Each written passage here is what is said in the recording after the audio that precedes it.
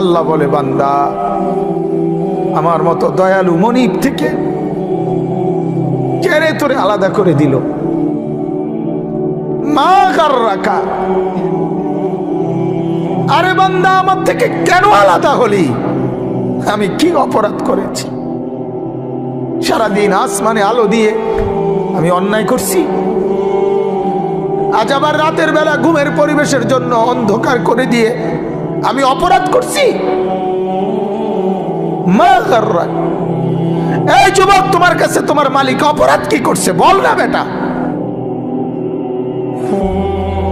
বল। কেন সেজদা করলি না ভাইয়া? আল্লাহ তোমার কাছে কি অন্যায়টা করছে? কি অন্যায়, কি না দিছে মালিক? মা গাররাকা বিরাব্বিকাল কারীম, এটা আল্লাহর ডাক। আল্লাহ বলেন, বান্দা কে রে তোরে আমার থেকে আলাদা করল? কেন রে তুই আমারে ছাড়লি? আমি কি দোষ করছি?